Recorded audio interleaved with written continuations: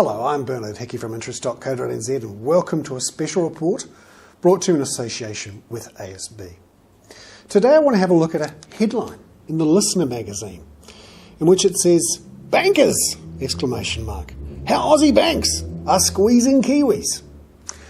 It's certainly an easy story to write, or at least it's an easy headline to write. The story itself is actually quite balanced and good, but it's something that needs to be addressed. Are our Aussie-owned banks squeezing Kiwis? Well, I'm not just doing this piece because ASB sponsors this piece. It's actually worth looking at it. It's a serious question. Firstly, let's get rid of the whole Aussie-owned banks thing. Yes, they are owned by Australian-listed companies, but they have New Zealand boards and New Zealand balance sheets, and they're regulated hard by the Reserve Bank of New Zealand. There are actually 5 reasons to give thanks to our Aussie banks, and there are 5 things they could do better. Let's just run through them. Firstly, our banks are strong, much stronger than the ones in the US and the UK, because they're owned by these big Aussie banks backed by $1 trillion in Australian savings. Our banks are profitable, which is actually great, because that means they've got plenty of capital. They've all got Tier 1 capital ratios of around about 8%, which is very strong. And those 4 Australian parents are actually in the top 20 now by market capitalisation. They have AA credit ratings, and that's much stronger than most other banks around the world.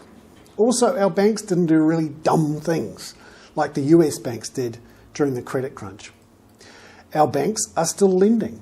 They're increasing lending to home buyers, to farmers, not so much to businesses, but it's actually not that much of a fall compared to the States and the UK, where banks have basically stopped lending altogether. Our banks are actually easy to do business with.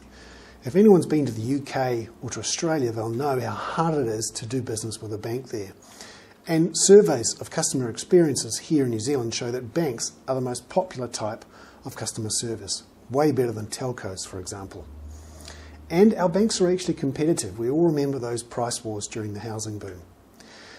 Now, 5 things our banks could be better at.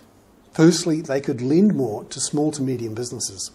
Lending figures in February showed that overall lending to businesses, but not farmers, actually fell a bit. And they are being quite tough with businesses. Now, that may be justified because they're riskier, but certainly you want to have a second look at that. Secondly, they should lend less to farmers.